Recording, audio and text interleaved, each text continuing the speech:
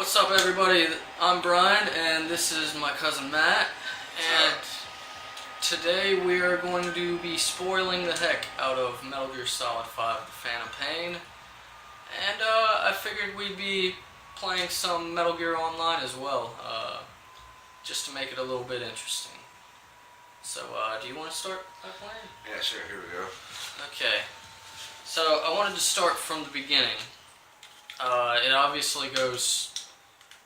it picks up almost right where Ground Zeroes leaves off, and you're in the hospital. But there's certain things that are off in the game. You know, I don't know if you caught on to it immediately, but whenever Quiet comes in and she, like you can still hear her even before Mission 46, she says, "No, but the other guy next to him saw me. The guy in the bed next to him saw me." Yeah. And it's like, well, what the fuck's going on there? You know, and like the intentional covering up of the photos whenever the doctor shows it, there's that space in between where he doesn't show, you know, and you don't see. you know, so stuff's off, and then there's this guy who has the same exact voice as you, who helps you out and gets you out of the hospital. And there's some really weird shit going on where Flaming Volgan is after you, and it's just like, I don't know, it's a very weird mission, but also probably one of the best opening missions of a game. You know, I put it up there next to Uncharted 2. Did you ever play Uncharted 2? No, I never got into the Uncharted series. Oh my goodness, man. That was a good game. And the opening of that, you're in this train and you're hanging off of a cliff. Yeah. And you gotta climb your way up before the train falls off. Yeah. Pretty awesome, man. But another note on this mission, like this is like one of the only missions that's very theatrical. Yeah. Like one of the you'll very notice that. only ones, and you'll notice gameplay-wise, it's very restricting. Like the very beginning, like it doesn't matter where you try to move, it's making you move this way. Like, and then at one point after you get the gun, then you still move around, but it's still very straightforward. Like, this is where you're going. But it opened very Kojima-like, I would say. And then some other stuff happens, and then it goes straight into saving Miller, you know. And I don't know if you S-ranked that mission yet, saving Miller, or tried to do all the mission tasks. No. But the easiest way to actually do the mission task wherever it's like don't get spotted by the skulls or whatever. Which I was like, well, how the hell am I supposed to do this? You know? Oh shit.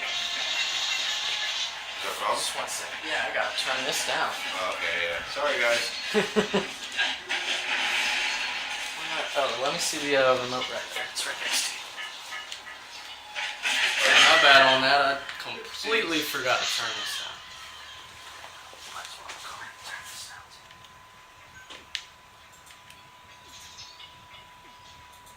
There we go. Alright, but as soon as you get Miller, you can call in the helicopter to go somewhere else instead of the place where the skulls are at. Yeah. So, like, you can straight up just skip that part, and you won't get spotted by the skulls at all, because you won't even see that part. Oh, really? Yeah.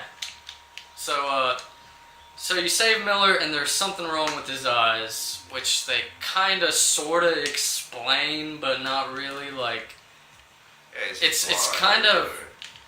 Well, I mean, in that one like after the end of the first end, he says, "You guys are my eyes," and he takes off his glasses. Alright.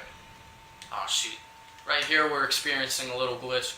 Wait until you die the next time. It'll either take a really long time for you to respawn, or all of the HUD will be missing. Is this normal online? Like, yeah, this is something that's been happening. Like, whenever you respawned and then it showed the map again to go to wherever you want to go. Yeah. So that happens too often. But anyways, back to that mission. like, he is either blind, which is kind of odd to me that I don't buy it 100% because he seems to be able to get around pretty easily. And I think the only other explanation was he's infected with parasites or whatever because he has kind of the same grade eyeballs. Yeah, like, well, maybe his eyes are actually, like, sensitive to light, and that's the whole, like, point That's of what he kind of. That's Yeah. like that. That's probably what it Rated for, really like, is. Yeah. Pitch black kind of thing going on there. Yeah. And that's pretty possible too. Dang, it did freeze. He was right. Yep. It might let you respawn here in a second, or we might have to back out of this. That sucks. Yeah, this is one of the. They got a big update coming. I think near the beginning of November. So hopefully this is one of the fixes because this is kind of bullcrap. Yeah, yeah, it said something when I signed in today, like the 29th. It was supposed to be an update. Oh, it's the 29th now. Today? Yeah. They're doing an update? I don't know though because it is the 29th. They haven't said anything yet. Oh wow. Well, hopefully they get their shit together. Oh, 4-4. Oh well. 4-4. I was doing worse earlier today, buddy. Yesterday though, man. You ranked 27, man. Yeah, Working. 27. Yeah, I've been playing it a lot. You want around? Yeah, sure. So where do you want to go next with the With Metal Gear? Metal Gear? Yes. I guess we could just continue to like move on down. So we go to what? We go to the mother base next, right? Yeah, See, Mother Base. Ocelot. See Ocelot. Yeah. Very important discussions going on there. Mhm.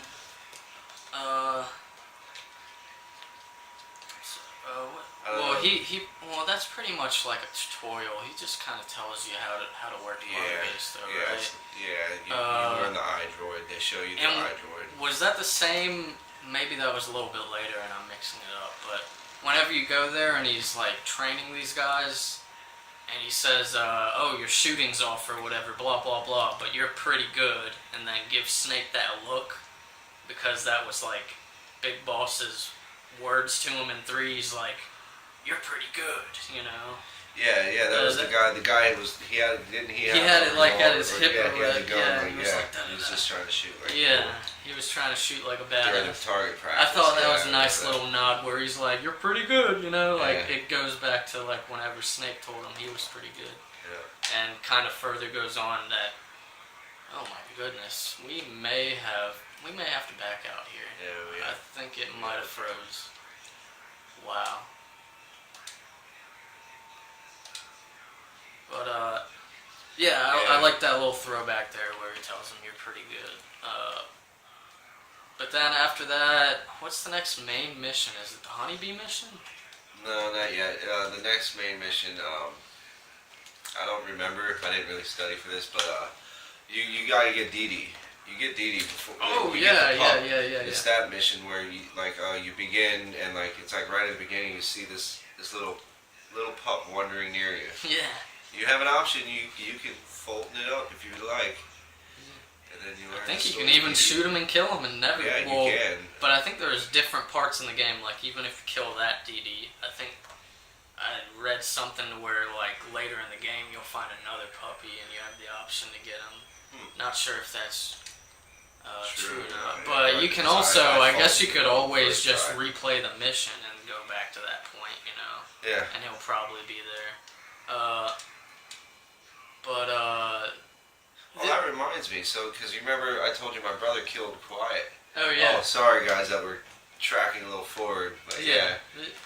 It's about next. You Quiet's your next buddy that you get, isn't it? Yeah, Quiet's the next one that you get. And so you get an option there too. Mm-hmm. You know that can affect you throughout the rest of the game. You know you can choose to let her live or die as well. That was pretty insane. Like, of course, the first time around I didn't do it. I didn't even believe that you could fight her with lethal weapons without accidentally killing her until I saw that option. And I was like, shoot. Well, I sat here this whole time using a tranquilizer pistol Trying to kill this chick. because I didn't have a tranquilizer sniper rifle at the time. Yeah. That took me like over an hour too. Like I had to replay it.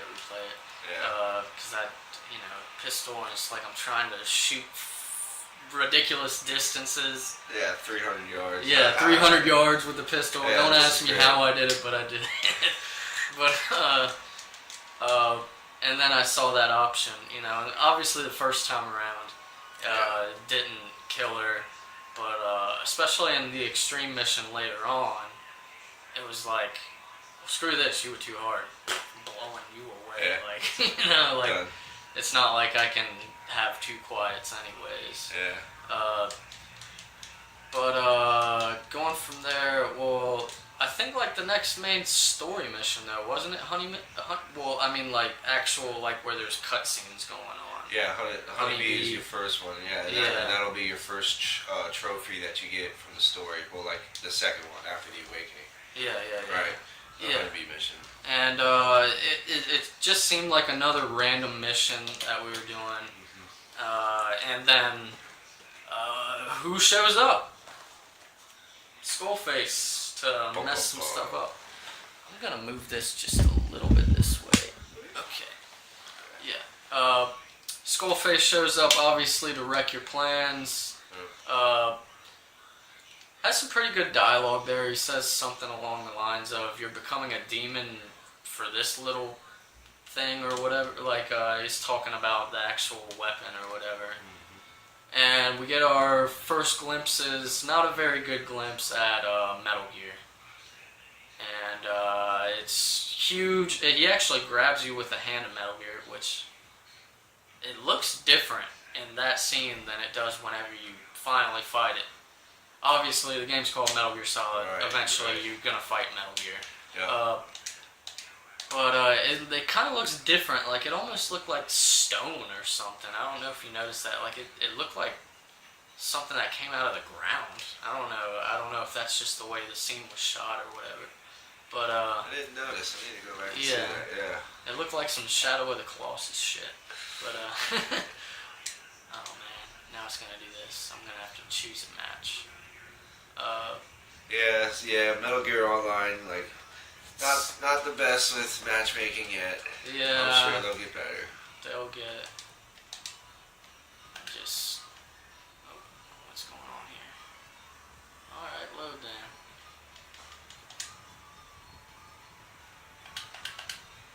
Skip a few. Yeah, it always seems like you have to do that. This one, hopefully, let me go. But so we see Skullface. You don't really know him because in Ground Zeroes it's not like you meet him. Yeah, you never meet the man. So he's got this mystery around him, and nobody really knows who he is except for Ocelot. A little bit tells you a little bit later down the line. He's like the man with the skull face. Like at no point does he go, "Hey, I'm Skullface." It's just like the name that he takes on, kind of like villains do in comic books. You know what I mean? And like the one thing you do notice, like when you see him, like you notice the patch on him, and that is mysterious because it's Fox like backwards. Oh, the XOF. Yeah, you're like, huh? You know, so that's another thing to notice. Yeah. That is. I forgot to. Oh shit! And I even saw it, but I thought it was one of my buddies. Whoa. That was the Fulton cannon. Have you used it yet? No, that's cool. Okay. I haven't unlocked it. Yeah, That's yeah, cool crap. Yeah. Set that down there. Awesome, see if man. one runs by. It almost got me. One of my buddies thankfully shot me down. Oh shit! Free kill. All right, die. This is that shotgun I was telling you about. That shit's really that's fast. nice. Yeah. I actually got a pretty decent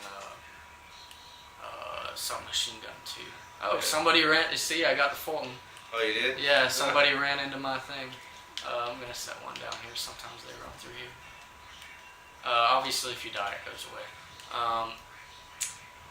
But yeah, so honeybee mission. That's pretty much. He comes in, and then you have a skull fight. Was this the first? Well, this was the first one where you're kind of encouraged to fight the skulls. Yeah. Because the first time you meet them, it's like fucking run. Yeah. You know? Go.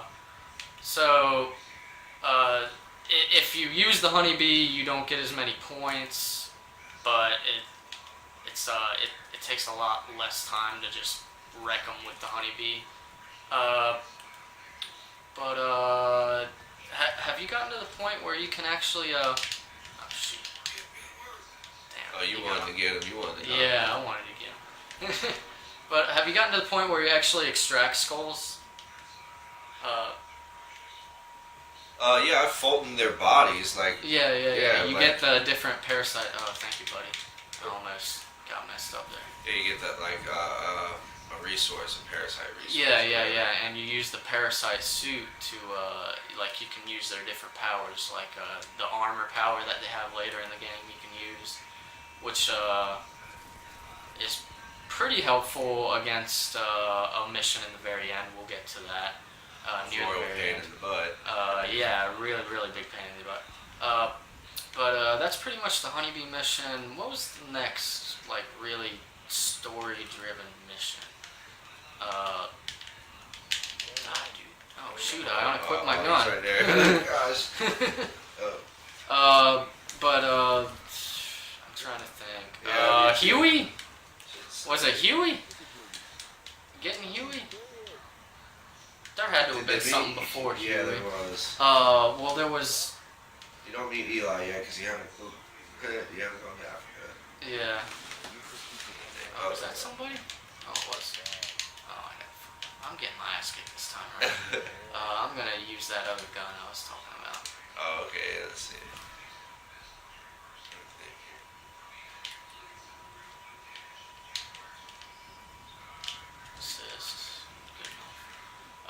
This loadout also has a, it's the full, I'm gonna die, wow, that's gonna count as a suicide, no it ain't, oh thank God. This punch right here, you punch them, you flip them, and you drop a Fulton on them real quick, and it goes up almost immediately, so really? like nobody can shoot them, yeah. Oh shit. Son of a bitch. I don't know, I guess we'll go on to, well, they phone in that a scientist need to pick up, and guess who it is? Huey. And you go there, and this cutscene with Skullface and Huey goes on. It very much looks like they're working together. Yeah. And Skullface finds out that he was planning to defect and go back to Mother Base. Oh shit. Oh no!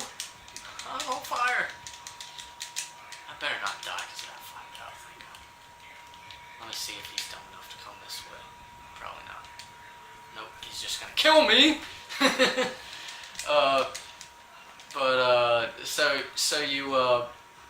So you first go to the power plant, right? It's the power plant. Yeah, you go to the power plant first to go try to find it. Yeah, and you find the little secret base right inside the cave. Inside that has a better shot of Sahelanthropus or Metal Gear. Yes. And he is not happy. But the funny thing is, Huey thought that he was gonna do better at Mother Base, and you as the player are straight up torture the poor guy. Yeah, you come to which, in all honesty, he's not really a poor guy. He's kind of a piece of shit. You learn later. Yeah. But you kind of feel bad for him because the way they perceive him as at the very beginning, it's like, well, maybe he didn't do this, and it's like maybe somebody else betrayed you. Even Huey says during the torture, well, Miller was working with them at that time. How do you not know Miller was the one who betrayed us? And it's like, well, maybe it will be something like that because his nickname in the game is Benedict, and that's kind of like the Benedict Arnold, in history, being a traitor that he was. And I did terrible right there. I don't even want to look. 2 and 9. I got 5 points for that one Fulton. That's the only reason I got to the place where I'm at, is because of the Fulton. Here you go, you want to try it. But, and then you gotta go to an even bigger base, and there's all these labs that look exactly the same, and I don't know if the first time around I found where he was, and I didn't even notice that the other bases looked the same. So whenever I found where he was, I got caught. I ended up getting killed, and I found him without interrogating anybody the first time around too, which is pretty freaking difficult when you think about it. But and then the second time around, after I died and rebooted it, I went to one of the other ones and ran in there and was like, well, where the hell is he? He was here and now he's not. You know what I mean? And it took me a while, and I did end up interrogating somebody to find it the second time around. But you eventually get Huey. You get your first taste of controlling D-Walker, who's a pretty awesome little mech buddy that you get. It reminds you of a mini version of the walkers on Star Wars. It reminds me that's pretty good comparison. Because it does kind of look like that. From the front of view. Yeah, from the front. I never really put two and two together there, but you're right. They do kind of look like the what were they? The Imperial Walkers. Yeah, the Imperial Walkers. Yeah. Yeah, that's pretty cool. And Kojima being a movie guy, that probably was intentional too. Absolutely. Yeah. But you get to use D-Walker. And you get pwned too. Man, he's making me look terrible at this game. Did you see that dude had a fish on his head?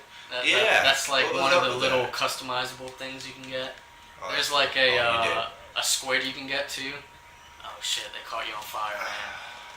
And then he finished you off. Yeah, that's But there's different little more customizable stuff that they're adding there, that you gotta buy with either I think some of that stuff, like the fish, might be MB coins. Neat little outfits. And then right after that, you think you're out of the gate, and then Sahelanthropus shows up, and you gotta run away from him. It's not recommended that you try to fight him. It's not gonna happen.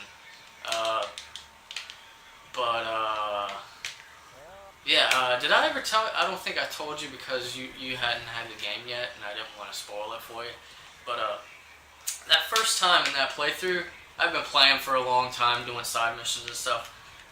I got to that point where Sahelanthropus, you gotta run away from Sahelanthropus, and my controller died. And I was hidden enough away from him, and he I could see him coming, and I was like, what the hell's going on? My controller was dead. Yeah. I was like, shit, why am I not moving? I was like, shit. What can I do? Yeah. So I hurried up and fucking, I plugged my controller in, and finally got away from him. But that was the most, I was like, oh shoot, that is the worst time ever for your controller to die. I was just right around the corner, and drop shot you. Oh, yeah. He's dead. Oh, you got him though. Oh yeah, he didn't even notice you. Sweet. But that's a good gun too. Yeah, I like using it. That one's suppressed too. So then you get up on the helicopter and eventually shoot Sahelanthropus in the face enough for an explosion to happen. Fun little thing about that. The second time around, when I played the extreme version of that mission, I wasn't letting up on the minigun, so it overheated. So whenever he jumped up and it went in slow-mo, it was overheated the whole time. He still will explode if you don't shoot at him. I was like, oh shit, I'm gonna fail this mission at the very end because I overheated this gun. Yeah. But no, it still went. I was like, well, gotcha. Thanks for that, but that's not right, Yeah. But so you get Huey, you bring him back, you torture him, And then you eventually just say, well, screw it. We're gonna leave him in this kind of separate place where he can help develop us weapons, and stuff like that.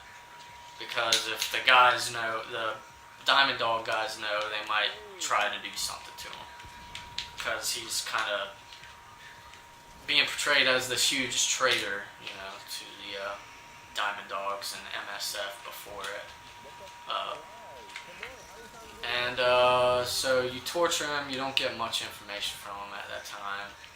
And then what's the next mission that came, like the next big mission? Oh, you start to go, you find Metallic Archaea inside of when you go out. It's a mission that you go after the cargo truck and you find out what's in it.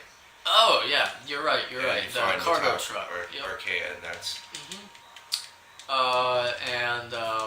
Actually, I think that's what leads you to the trail of Sahelanthropus, isn't it? Or no? Well, alright, well, the thing about Metallic Archaea, I guess we can go ahead and talk about, because we already talked about Sahelanthropus, and obviously nuclear. Yeah. The trail, we find out that they're able to break down uranium and transport it in Metallic Archaea. Yeah. So it's enriched with uranium and it has special properties. It has this property to pretty much turn metal into rust, like, immediately. Exactly. You'll notice when the skulls come, they use the Metallic Archaea. If you have any vehicles, tanks, or whatever, it gets rusted out. You cannot use them when you fight the skulls. Yeah, and even, it's fine. I did worse than that. I'm trying to think of the game I'm trying to play. I should have studied for this. Had notes. Anyway. It's fine. We're just having a discussion. Yeah. It doesn't have to be professional. So we find the truck with the skulls in it, and we find out that it has yellow cake and Metallic Archaea in it, right? Correct. Yellow cake is right. The nuclear.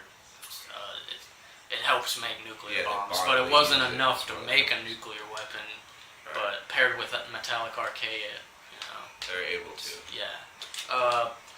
So that's the first time we find out there, and I think we're getting close to the. We're getting close to the disease, right? The parasites. Yeah. We get to. First, we have to go to Africa first. Okay, yeah, and, Africa first, then you go to the oil field. Right, and we find Eli. Mm-hmm. We find the children. Yeah, we find first. the children. Yeah, we find them locked up. We take them back. Yeah, that's right. Mission. That's right. Right, we find the 3 children locked up. Mm-hmm. We rescue them. Now they tell us to go find their leader. This is pretty much your next mission. Once you're in Africa, you go to that oil field. You destroy it, right? Yeah, you destroy it, and then you see all the bodies float up in the field. And you're like, what is that? Yeah, it's fucking weird. And you go to this camp, and I forget why. That's why I want to go here. How do I get out of Metal Gear Online? Okay, you go like this, and go to Metal Gear Solid 5 Phantom Pain. I remember why you're finding the mission where you find the kids. A sergeant asks you to eliminate the soldier or the sergeant and his soldiers, and you kill the sergeant, and then they're like his other guys are down here. This is where they're at, and you go down there and you find out that they're kids. Yeah, they're not soldiers. They're just kids. He's like, Kaz is like, don't you kill those kids,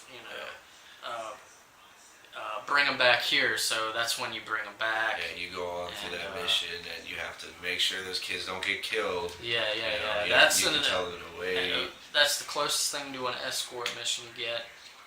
Although I was reading online the other day, people were talking about the first mission. They were like, I think that's the first time you ever play a reverse escort mission, where you're the guy who's getting escorted. In a way, it kind of is that way, because this mysterious guy we're not talking about, he's the one that's dragging you along instead of you dragging this other guy along. And I was like, oh, well, I didn't even think of it that way, but it kind of is like a reverse escort mission. But And even in that mission later, whenever you get to develop the wormhole, you can skip that whole part and just Fulton all of them with the wormhole. Yeah, he's talking about a Fulton device when he talks about the wormhole. Yeah, it's a upgraded Fulton device that you get where you can Fulton them. You can Fulton anything, whether there's something overhead or not, and even heavy things and all that. But, it's a wonderful device. Great. Someone that's shot, that's still alive, he's wounded, you instantly saves 100%. Yep. Yeah. They go straight to the medical bay. Let's see. So you find the kids, and then you're sent on the mission to the hospital or whatever to find the leader of the Devil's kids. House. The Devil's House. Shabani, I think, was the leader's name. This is where we really find out like a lot of what Skullface is really up to. Mm-hmm. We find out more about what the bodies were and such as well. Yeah. Before we get too into that, I wanted to start with whenever you walk into the Devil's House and you see all that blood everywhere. Doesn't that remind you of kind of the first time that you meet Vamp in 2? Like you go in that strut and like the blood's everywhere and like doesn't he slaughter so Navy SEALs? Yeah, he slaughtered Navy SEALs and all that. Yeah. And even that is kind of homage to Metal Gear Solid 1, the first time that you meet Ninja. Remember that the bloody hallway? Yeah. It's something that's been almost in every Metal Gear game, it seems, where like you go somewhere and there's this giant slaughter going on, or something weird's going on, Yeah. But yeah, and you're going through this, you're seeing these weird bodies. They got these, they have cassette players, and they have cassette players, and they have like a little audio thing going in their throat. And and you're not really too sure what's going on there yet, but that comes as well. Yeah. So you find Shabani. Obviously, he's infected, and you decide not to bring him. Well, I mean, actually, you don't really decide not to bring him with you. You just that's when Skullface shows up out of nowhere, seemingly, and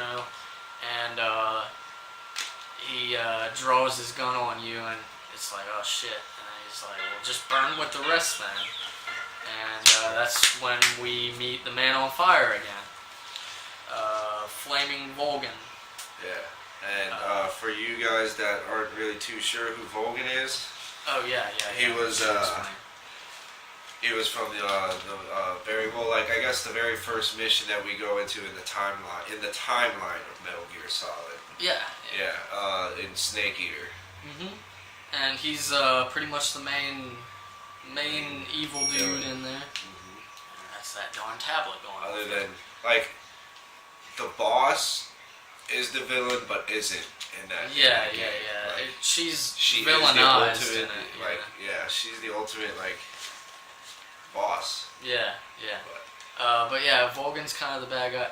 And you get little hints that it's Volgan in the first mission. And his little attack, like, I don't know if you know, the little attack where he like explodes. I did notice that. Yeah. Is the same like one whenever you're in the boss fight with him and he does that exploding attack. Okay. And what takes that bridge down with you in the first mission is a lightning strike. And he could summon lightning strikes. So it's like they kind of, besides the obvious like look, where his leggings look the same, You can like see the jacket. Like the jacket. It had the shape. And then he's got all the bullets embedded in it that at the very end of 3. Well, I guess we're going to be spoiling 3 for you here too. Yeah. Oh well. This is a completely spoiler conversation, anyways. But he catches on fire and all the bullets on his belt go off, and kill him. So you have to go through that fight, and it's not really a boss battle per se. We do gotta, sorry guys, we do gotta mention the one thing. You notice this little floating guy there too, a little kid. Oh yeah. You just need to pay attention to this little floating kid. He's around with certain things when certain things go on and certain things go awry that you start to notice. Oh yeah. He's kind of this kid is kind of what's making all of this stuff happen. Like anything psychological going on is usually has something to do with this kid. I guess we can go ahead and give the background of him. You want to give him the background? Yeah. Sure. He's the his little boy's name is Tretij Rebenok, but Russian. you might also know him as Psycho Mantis from all the way back in Metal Gear Solid 1. Little is known from him, but the fire imagery that's always associated with him, I think, has a lot to do with how after you beat him in 1, he talks about how he burned down his parents' village. Yeah, and then wasn't he taken away? Like they were trying to do research on him, right? And that's pretty much he escapes, and that's pretty much like he escapes, and then this happens. Like Metal Gear Solid 5 happened. Yeah, you notice, but like I don't know, I forget. I read it or I heard it in one of the cassette tapes. You do find out something about you notice that it's right when Snake wakes up, when Psycho Mantis like turns on, and it's the rage of Vulcan. Well, I guess we can talk about what happens, like why Psycho Mantis what it does. We're gonna talk about whoever has the most rage, most revenge, most emotion, Psycho Mantis can feel that, and that's his power. His power is he can manipulate that, and so that's why Vulcan, when he should be a freaking corpse stuck in a coma, comes alive. Yeah. The Snake comes alive, and then his rage, Vulcan's rage, or brings fucking Psycho Mantis like picks it up in like the receptors and turns them on, brings him to life, fall on fire. Yep. And then you notice that when you fight, like, all right, well, Force the Philanthropist, when does he come back again? Psycho Mantis. Psycho Mantis? He comes before Philanthropist. Before Philanthropist, let me think. You see him. You see him in the first mission, yeah. And then, do you see him in Honeybee? No, I don't think you do, because that's whenever Huey is like, well, how is he how is Philanthropist being able to be controlled? And that's another thing, like, technically, isn't Psycho Mantis controlling it? Like, yeah, he's manipulating the rage. Yeah. Well, it's like, okay, like, well, we'll talk about how you notice when you're fighting Philanthropist, Eli is in the helicopter with Miller and stuff, in the background while you're fighting him, and Eli's rage, he hates Big Boss. Yeah, so some damn reason, because he hates he's a clone or whatever, that he's a little bastard, and he blames Big Boss as he's a little bastard. Yeah. So you got to deal with that. Yeah. So his rage overcomes Man on Fire's rage. Yeah, and so hence Man on Fire gets crushed by the oh my god! And how about that skullface line? Such a lust for revenge. Yeah. Oh my goodness, that's so funny, dude. Like that was like that was one thing that generally made me laugh in that game, because that was just like so off character, really, honestly. The rage. So we got up to. Did we even talk about the quiet fight yet? Well, I mean, there's not a whole. There's not a whole. There's not a whole lot going on there, I guess. Not yet. That comes in chapter 2. Yeah. Okay. Yeah. So I guess next would be the outbreak, right? Because we haven't really talked about that yet. The outbreak comes and it takes over your mother base. Oh man, and talk about stressful situation. It's like, do I try to find out the problem, or do I just continue to do these missions as fast as I can while people are just dying left and right? Whenever I played through that, I swear like half of my dudes died because I didn't realize what I was supposed to do, and I was still being stupid and doing like side missions while the people were dying. Oh my goodness! So I lost a lot of good men there. But you know, I got better ones back. You know, but it's still like, well, shit, this sucks. But yeah, what a way to you know, like back in the day that would have just been a cutscene in a video game. You know, like the outbreak and then like watching your men die, and this is like, this makes it a gameplay function that happens, you know. The next thing, the outbreak, you don't know what's going on, and then you get a mission where you find someone who knows about the outbreak. He knows somebody who knows somebody, pretty much, and that leads you to Code Talker. Code Talker. Yeah, Code Talker. He's I don't know if you know much backstory to him or not, but he was supposedly the one who wrote the book and pretty much code deciphering back in I want to say World War II, maybe before that. World War II, I believe. Yeah. World War II. Yeah. He pretty much wrote the book on that. But even more interestingly, that they don't go into mostly in the they don't go into the main game, but in the cassettes, we learn that he was the person who, I don't know if you listen to this cassette or not, he was the person who performed the autopsies on the Cobra unit in Metal Gear Solid 3. So all those people that you killed in MGS3, the bosses, he performed the autopsies for them. And that's where he first finds the parasites, because that's how they explain how these people in Metal Gear Solid 3 had these weird powers. One had this flame power, kind of like the Man on Fire in a way, the Fury. You had one that was really old, you know, and just kept on going on, which Code Talker is also, you know, now. And other powers as well, but he performed the autopsies, and that's where he found the parasites, and that's how he kind of manipulated them, you know, and then eventually got captured by Skullface and made to use it as a weapon. Yeah. And that's exactly what happened, and you know, your guys die. You learn later that it has to do with language, like people who speak a certain language for a certain strain.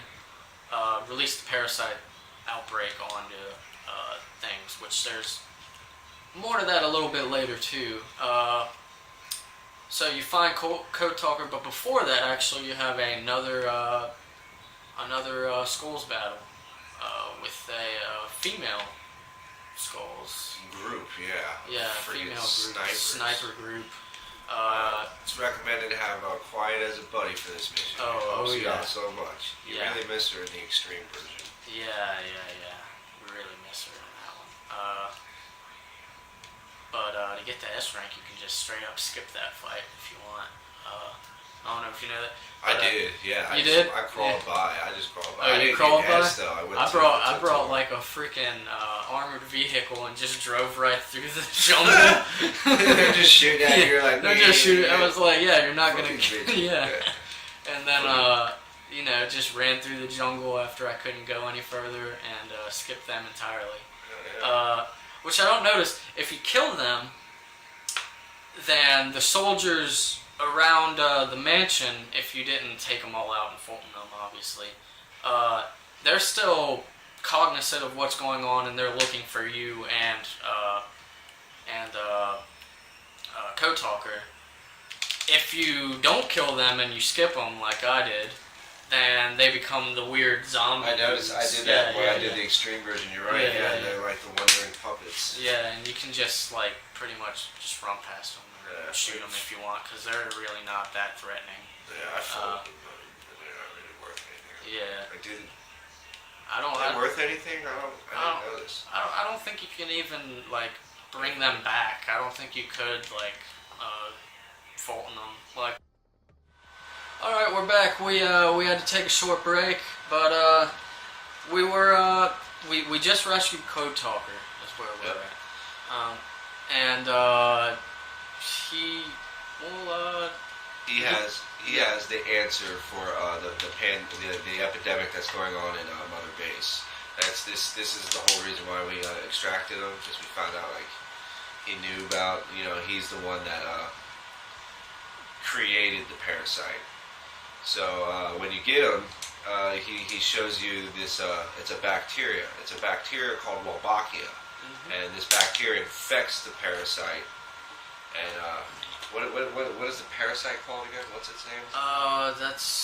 Do they have a name for it? They have a name. The voice parasite. The vocal cord parasite. Yes, vocal cord parasite. I think that's pretty much what that's just what we call it. So this bacteria infects the parasite. Now this parasite, how it works when you speak, there's different strains, obviously, just like a disease, just like a virus.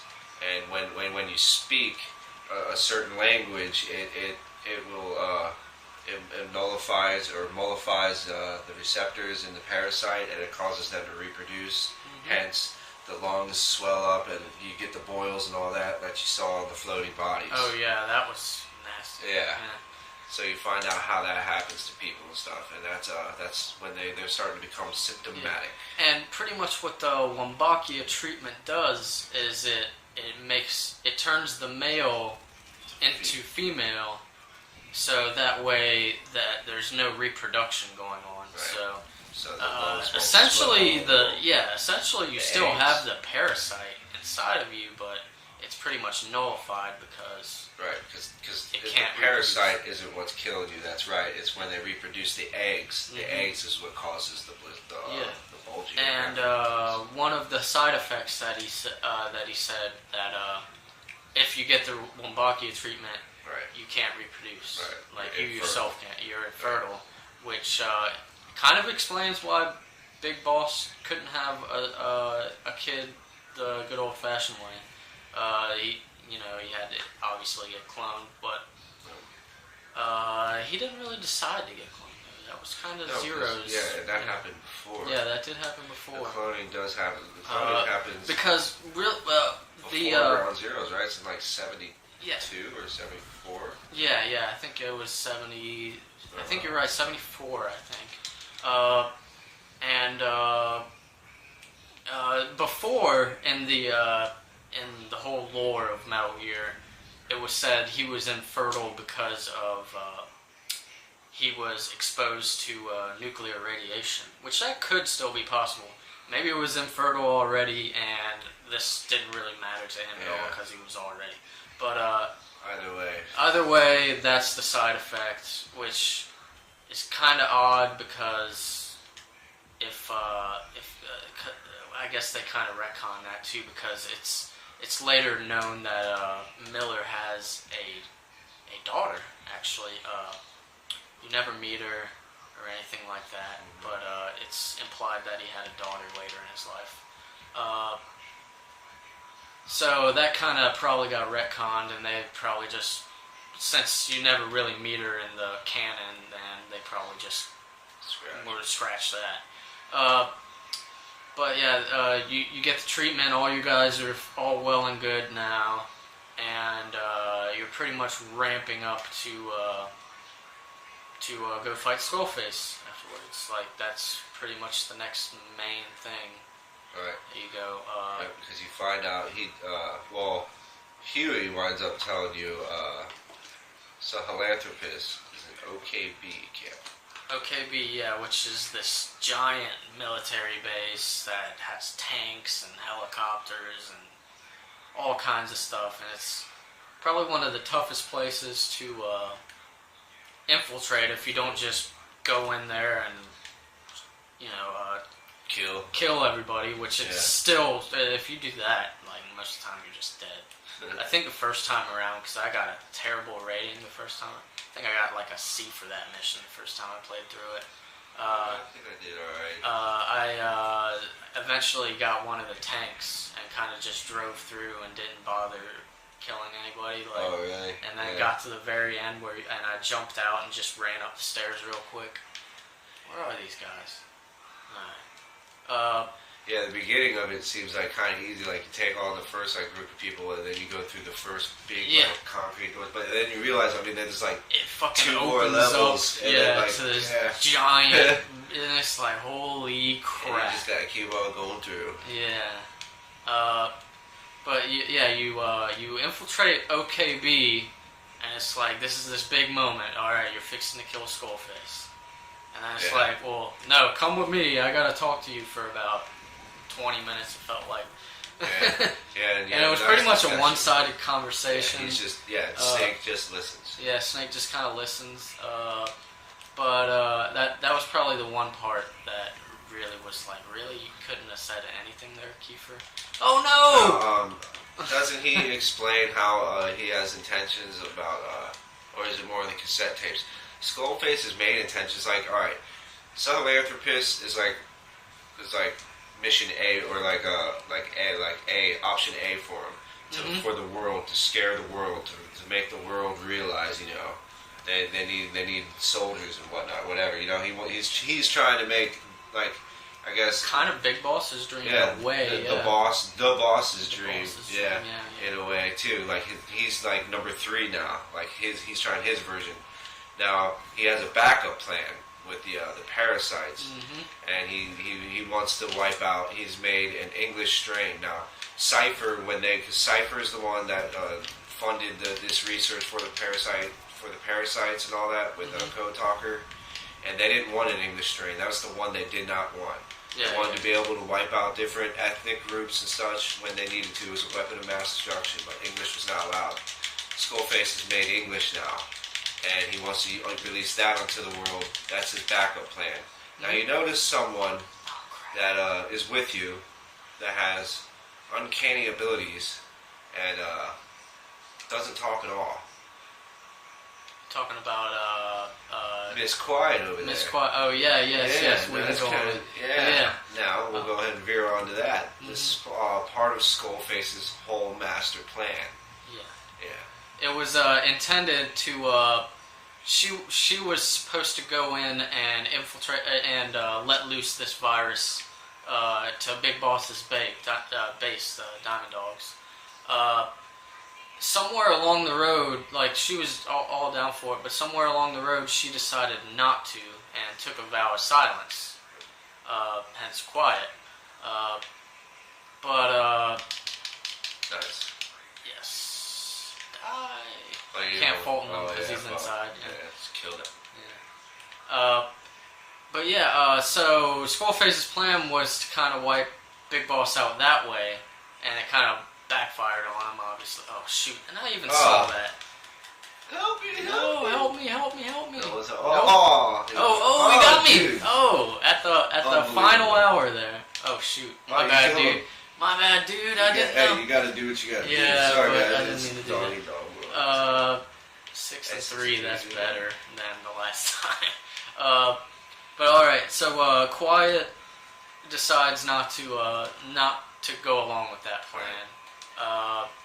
It's kind of insinuated that she falls in love with Big Boss. You know, even Ocelot has a nice little line where he says she's in love with the legend now. You know. But speaking of that, I want to go a little bit backwards because now that you mention Quiet and the mention of the parasites, there's an interesting cutscene with Quiet in it where she attacks this guy for what seems like no reason. And I want to know if you thought maybe she thought he was infected with the parasites, and that's why she went off on him. Because, like, she is, like, opening up his mouth with the knife, you know what I mean? It seems like she has some sort of insider info that maybe he was infected, and she was trying to save the base by either revealing it or killing him so he didn't infect the base. He might have been patient 0, you know what I mean, in the infection. Which I find pretty interesting if that's what that all was about, you know.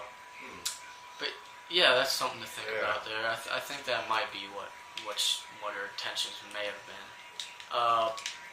But yeah, you have Quiet, and she decides not to do it. She's in love with Big Boss, and so where do we go from here?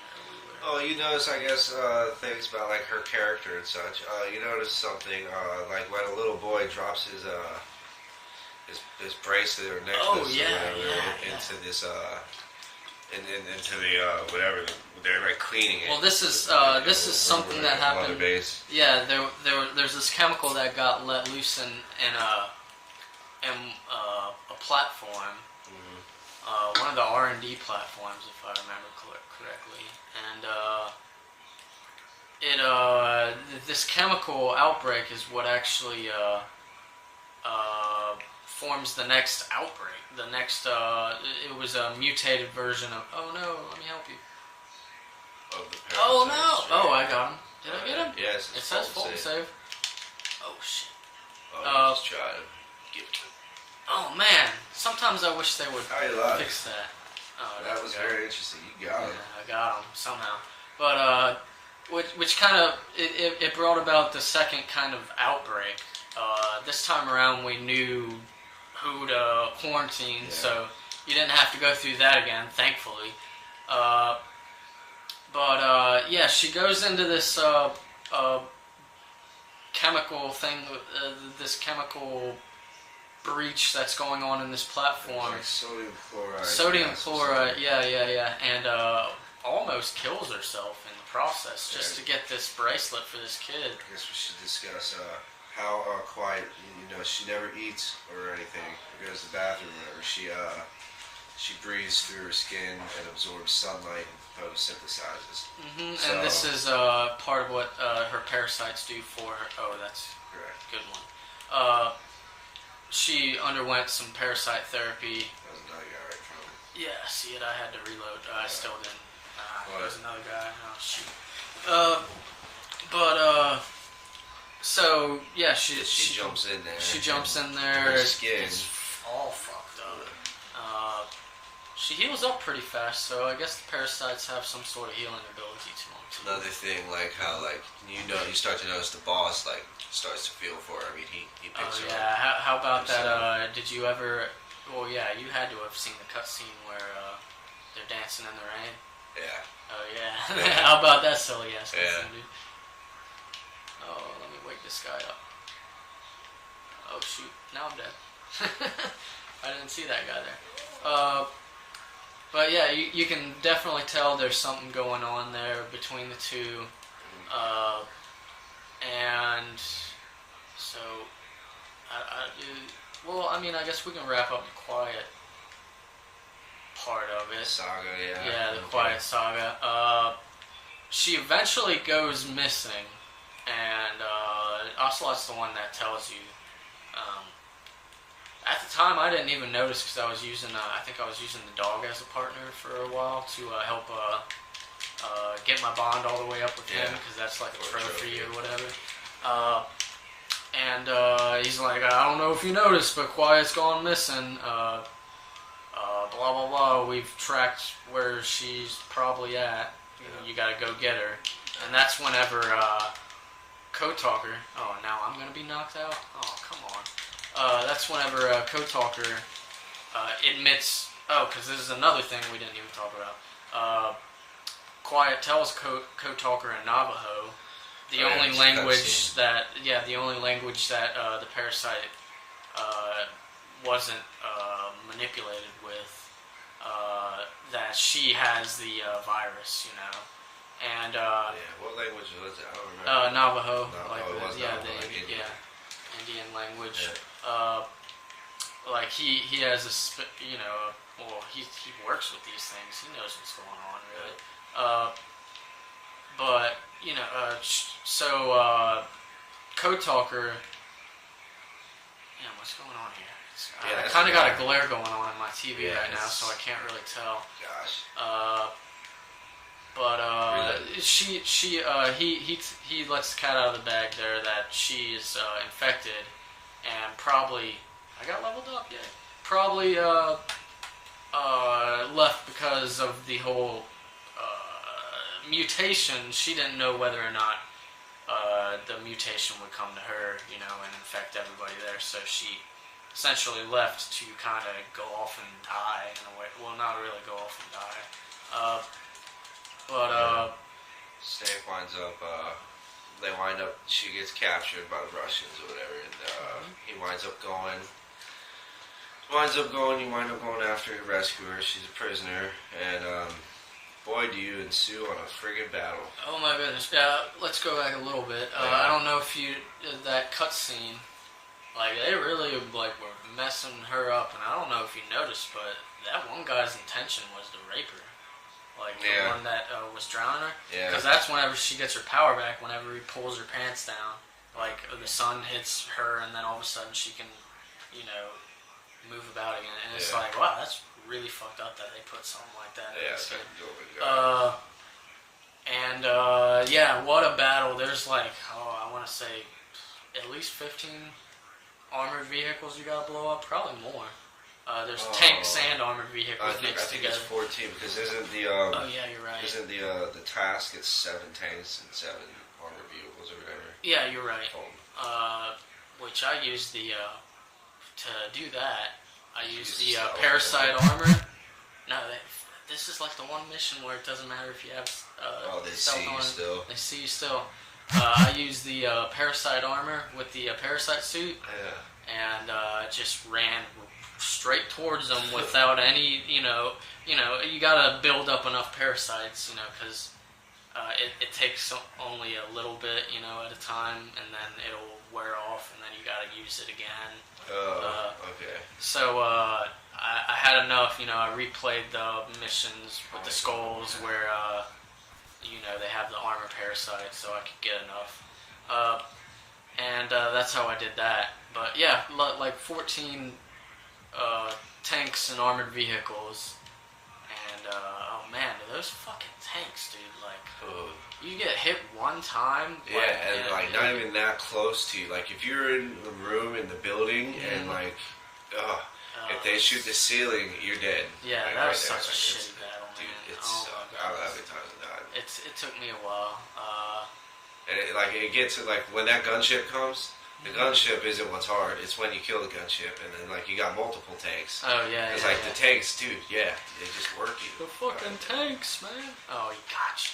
Son of a bitch. Oh, you got off of it? Yeah. What the heck? I don't think... He must have let go on accident. Well, maybe you did, but... I've never been able to break free. Dude, this is the wrong class. This is such a crap. That's not a good gun. Yeah, up close and personal, that's a good gun, but... Well, let me use this. But, yeah, that battle was a crazy battle. And then at the end, you get bitten by a venomous snake. It's basically because you're trying to save her. You're trying to save her. She's dying. Yeah, she's dying. She's got like these black spots on her. It looks very weird. Yeah. Probably due to not being out in sunlight and stuff like that. Oh shoot, you got. So you're trying to save her, and the snake comes up to you, and there's these soldiers that are coming, walking right past you because there's a sandstorm and they can't really see you.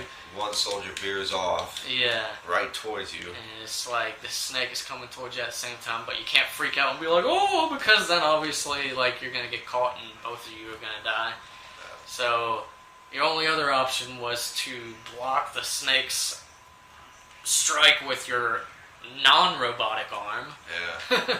and then I guess doesn't he like crush it out? Yeah, he kills the snake. Yeah. And then he blacks out right after. Blacks out, yeah. And Quiet is the only one that can now save Snake, and she can't talk. Yeah.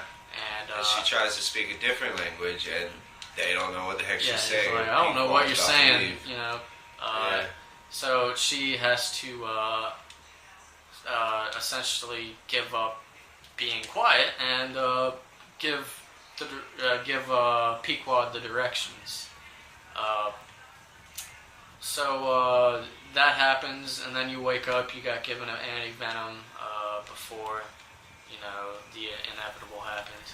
Oh, get him! Oh, he got you. Fish head douche. Son of a bitch with your fish head. But yeah, you regain consciousness, and you're like, well, where's Quiet? And they're like, I don't know, you know. Yeah. And you follow her footprints in the sand and find a tape. And it pretty much explains that she wanted to, she wanted to, be with you, and pretty much it was her pretty much saying how she regretted that she couldn't spend more time and actually be able to understand one another because she couldn't talk. They shared a common tongue. Yeah, common tongue is yep. And that's it. It's insinuated that she pretty much goes off alone, and oh crap. Like she doesn't get killed or nothing. Yeah, she doesn't get killed, but she kind of goes off to be alone, so nobody gets infected. And wanders the deserts of Afghanistan. Wanders the deserts of Afghanistan for the rest of her life. What a shitty move that would be. Wouldn't it be interesting to go in the future whenever she's like as old as Code Talker and like see like this old ass Quiet being this wise woman or some shit. But that's the end of Quiet. You know, she's out of your party. You can't use her anymore, which is pretty sad. And like I even thought like with the extreme mission, it's like, oh, maybe I can get her if I take her, this second time around. Maybe that'll be like the way to get her back.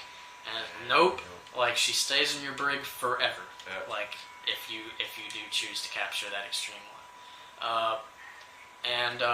So she's in the brig because I just completed the extreme one today. She's in my brig. Yeah, she's in the brig, and it says Vanguard shooter. No, huh? I can go visit her. Oh no, not that. I'm just talking about the brig on your iDroid. Like whenever you're looking at the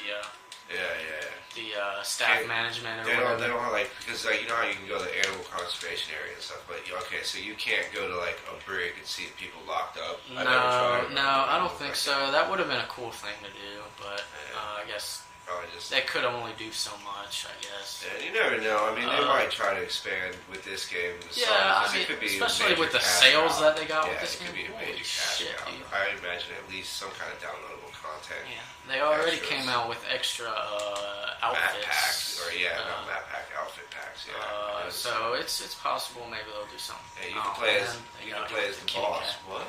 Yeah, that thing distracts you. It's kind of like the porno magazine and the other games. Oh, I got you, fish boy. Yeah, get him back. Oh, it's the end of the mission. But yeah, that pretty much wraps up Quiet's story. Yeah. Other than that, okay, I guess it's time to go straight to the end. I do like that music from Ground Zero. Well, that's not it. That was the Terminator music. But it's a little bit similar to that. It's Yeah, that's the Ground Zeroes music. Man, I like that song by Enrico Morricone or whatever they play in Ground Zeroes. That first song. The Here's to You. Here's to You. Nicola Mbar. Yeah, it's a good song. Yeah. Anyway, yeah. So there's a mission that pops up a little bit later. Mission 46, The Truth from the Man Who Sold the World. Do we want to go ahead and give this away? Do we want to talk about? Well, yeah, we'll do this before we talk about Eli because the missing mission. Oh yeah, well that'll be the end of it. We'll talk about the Phantom mission or whatever you want to call it. But yeah, so it's interestingly enough. Well, it maybe uninterestingly enough, honestly. I feel like they could have maybe had a better way to explain what the truth was than to do the hospital scene again. Yeah. But that's how you do the hospital scene over, but all the stuff that was hidden before is shown to you. Like so, in the very beginning. Well, what's the first thing? Like, you hear the conversation between the nurse and the doctor about the plastic surgery. Mm-hmm. They show the pictures of you, Morpho, the dude who used to be your helicopter pilot that got killed in the crash, and Big Boss. Surprise, surprise! You're not Big Boss. You are that medic, that combat medic from Ground Zeroes. From Ground Zeroes, the one that jumped in front of you at the very end of Ground Zeroes. The one that removed the bomb from Paz. Yeah, the one that removed the bomb, and like I said, he jumped in front of him and had kind of his arms out like that. Yeah. Which in retrospect, it kind of Boss, didn't it? That saved Big Boss. So yeah, the medic took the brunt of the blast and saved Big Boss's life, and was still able to live itself. Obviously, but you know, looking back at it, it almost seems obvious that you were playing the medic. Like yeah, it does. If your arms are out like this in a blast, like your arm is probably going to come off. You know, hence the robotic arm that you eventually get. You know, his face is covering Big Boss's face, so that's where the shrapnel horn comes from. You know, but I mean, if you were just playing the game and didn't really catch the hints, like there's other hints too, like whenever you find Huey, the AI pod doesn't recognize you as Big Boss, which this AI is designed to be like the boss, so she would know that, you know. Eli isn't a match your DNA. Yeah, Eli doesn't match your DNA. There's a whole part where that happens. There's a couple other subtle, like even Huey doesn't recognize you at first. You know, he's like, "Snake, is that you?" Yeah, a little. Yeah. But yeah, so if you didn't really pick up on those hints, I guess it would be a huge surprise to you. But you know, you go through the hospital mission, and at the end, wherever you pass out, and the guy who's been helping you all along, it's revealed that that's Big Boss. That's John, Jack, that was whatever you want to call him, huh? One of the biggest hints is like when you very first play the game, right? The opening, I did notice, and you did too. Yeah. Kiefer Sutherland voices both actors. Sounds a lot like you, yeah. It's very much his Jack Bauer voice that's coming out of his mouth there, which even Solid Snake is, which makes sense. You got the biggest action hero of all time. I mean, I love 24. That's such a great show. Have you ever watched it? No, I never got into it. That is one of the best action shows ever. It's a very long show to watch. It's on Netflix, I think it still is. Like each episode is an hour. Each episode is an hour, and each season is 24 episodes. Yeah. Shoot. Did he drop it before he died? I guess. I do say. I don't know. Well, thank God for him. But yeah, so you get shown off that you're not Big Boss, but in a way you are. Like, the Big Boss that we know is pretty much who you're playing as. The badass that we know is this guy. Right. You know, even Big Boss. You get the tape. You get the tape at the end from the man who sold the world, who is Big Boss, and it explains to him, you know who you are now. You saved my life. You know, it goes on with that. And from here on out, you are Big Boss. Yeah, it's like, you know, it pretty much has that sort of moment to it. And then one thing that I kind of got confused at, he's good. Confused of, and you were kind of too, about the mirror smashing. And, was that like a hint of evil because he turned blood? Yeah, and he turned into Demon Snake or whatever they called it.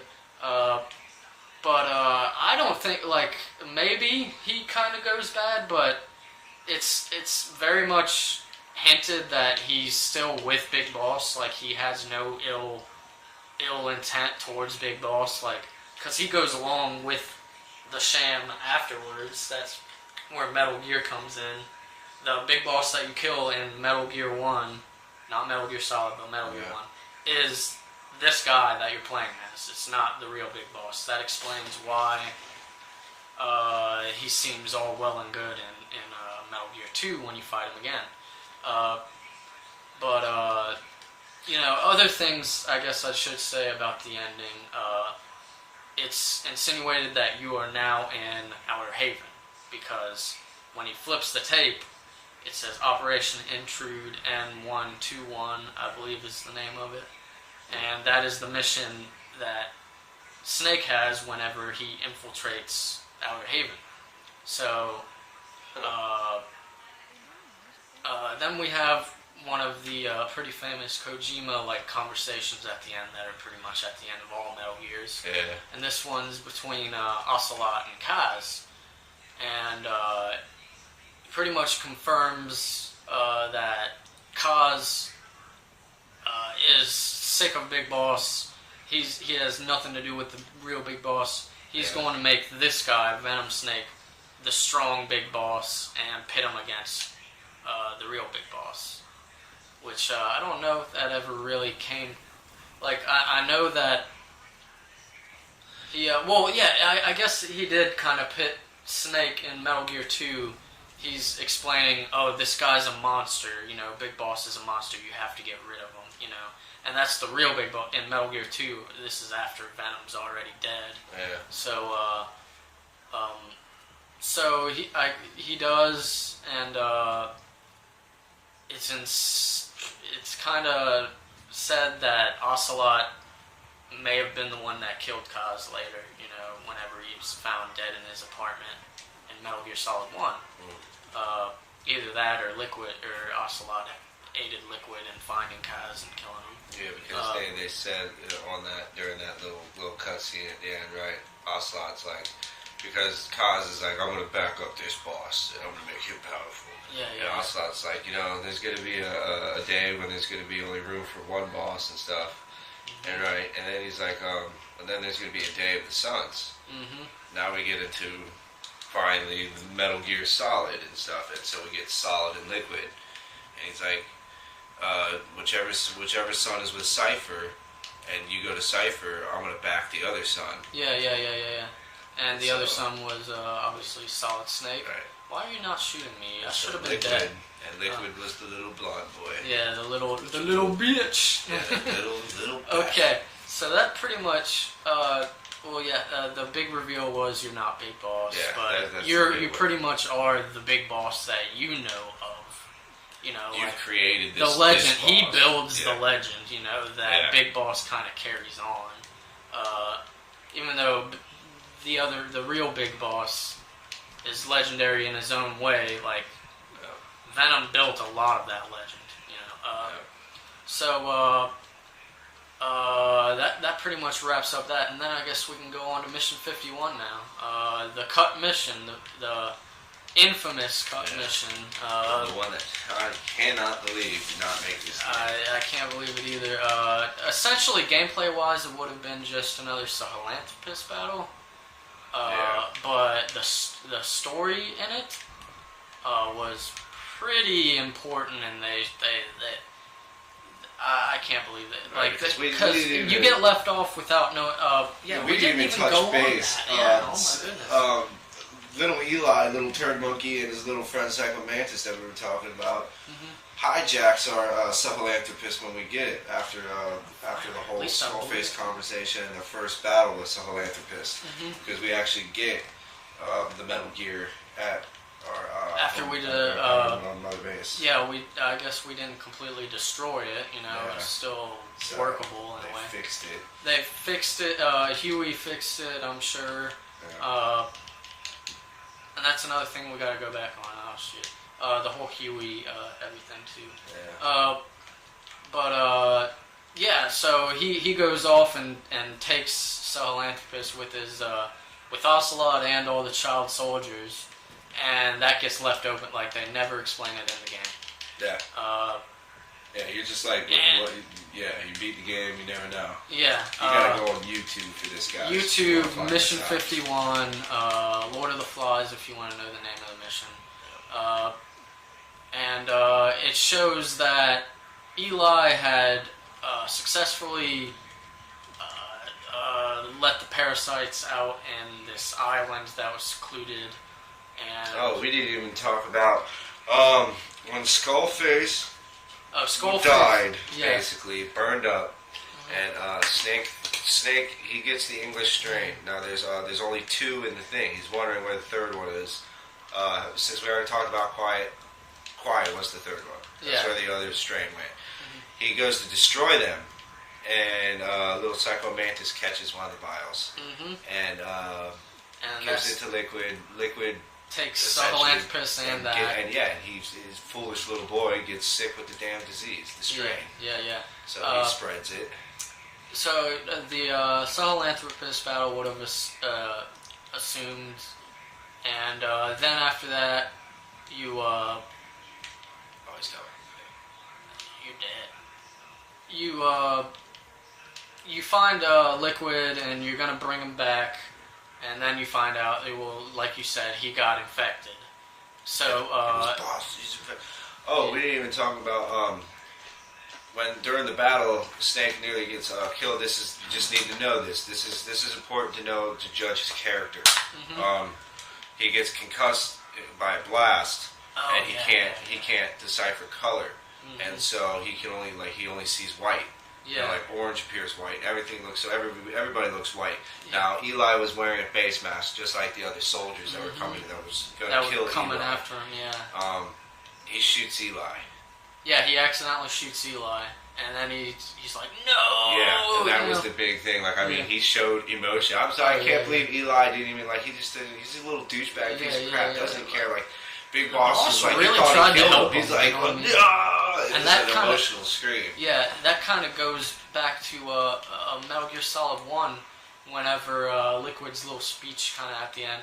But I'm the one that father chose, he really, Venom was trying very hard to kind of be, he wasn't trying to be the father figure. No, but I like how he said, hey, you're your own boss, you call your own shots. Exactly. He tells Liquid that. So he has a certain respect for Eli, Yeah.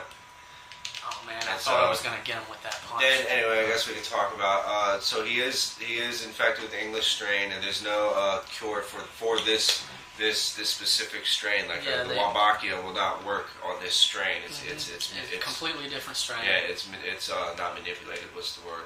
Mutated. Yeah. And so they leave him there, and Liquid. They're gonna napalm the whole island. So the Snake, Big Boss. Yeah. Leaves a pistol, one bullet for him. He says, "You decide your fate." He's like, "If you want to kill me, kill me. If you want to kill yourself, go ahead and do that too, whatever." And Eli. Snake gets in the chopper, and he leaves. Yeah, he leaves. He leaves him. Yeah. Eli seems to look like he's gonna end it because he learned. I mean, he puts the gun right up to his head. He's ready. That's where his buddy Psycho Mantis comes in and rips the parasite out of his throat. Just right out. So there's a cure right there. Yeah, there's a cure for you. And that explains why he didn't go off and die later. Yeah, reload your gun. Oh shit! Thank you.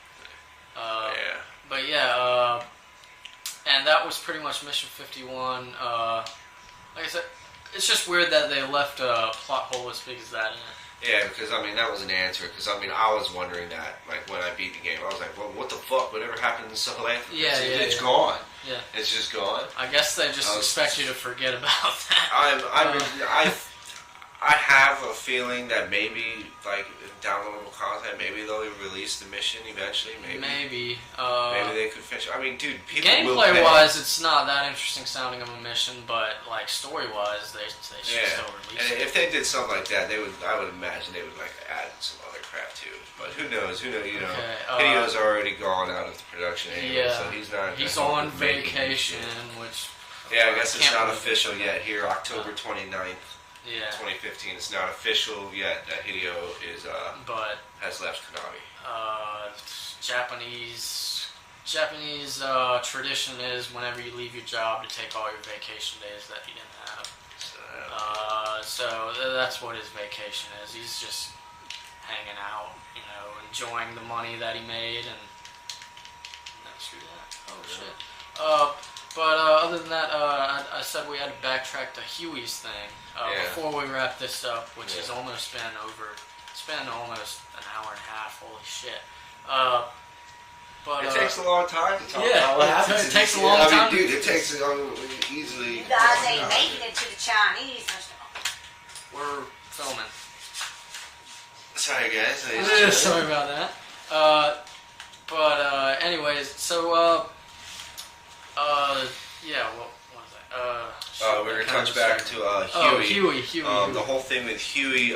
We didn't even talk about I want to touch base on one of the tortures. Okay, I love what Ocelot did. Oh, he did shoot. Huey's little bitch yeah. ass, man. Mm-hmm. Now what was that discussion about? Because it was something, and it was something like they knew like Huey screwed him over on something. What was it?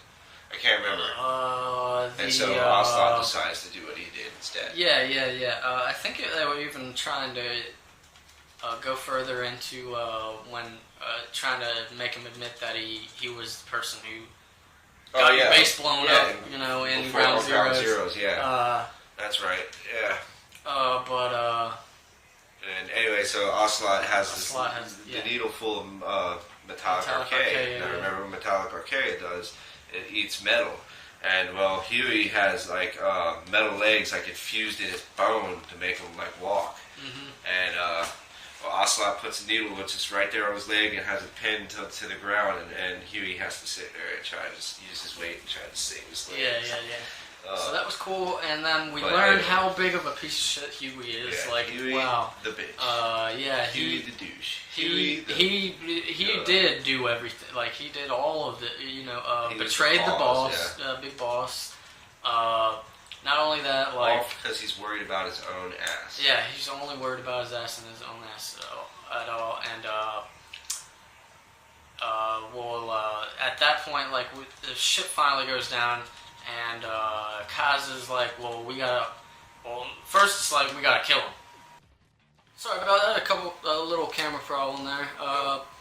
But we are fixing to wrap this up. So Huey killed his wife. Yeah, Strangelove, who was a badass Peace Walker. You gotta play Peace Walker and meet this chick. She was a badass. I kind of modeled my...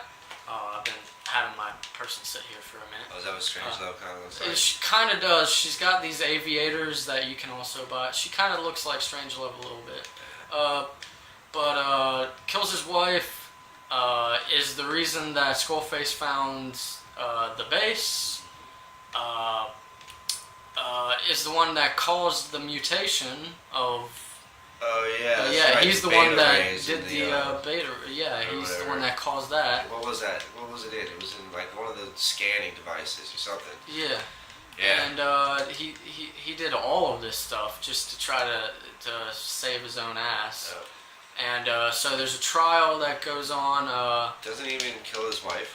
Huh? He puts his wife in that damn thing. Yeah, he puts his wife in. He kills his wife. That's so terrible. Uses his son in one of the Metal Gears. Yeah, uses his son to test Metal Gear Zeke out, I think, or Sahelanthropus maybe. What happened? I died. So he did all of these things, and he denies it all. It's like he's lying to himself and doesn't even believe it himself. Yeah. So the trial happens, and this is another kind of thing that shows you Venom's character is he doesn't want to kill him. Instead, he puts him on a life raft of sorts, gives him food and water, and tells him, hey, go, maybe you'll live, maybe you won't, but you're not my problem anymore. That was a very, I kind of knew that Huey was, Miller didn't like that at all. And if you listen to if you eavesdrop on your soldiers and Mother Base, oh shit, I thought I could live through that. If you eavesdrop on your soldiers and Mother Base, they're like, well, I guess the boss isn't as strong as we thought. And the other guy's like, what?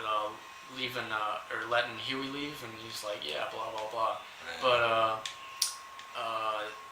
so yeah, you just send him off to, kind of make his own fate, you know, in a way. And, in Metal Gear Solid 2, we learned that he did live through that because, he eventually got together with somebody else and adopted E.E. Emmerich, but he eventually kills himself in a pool. He drowns himself because he learns that Hal was sleeping with his stepmom. Yeah, Metal Gear for you guys.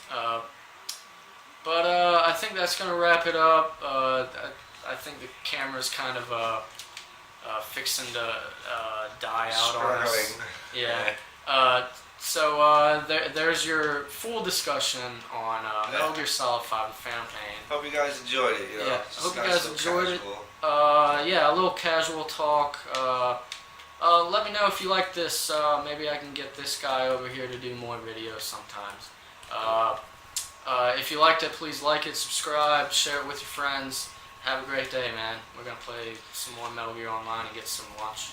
Metal Gear.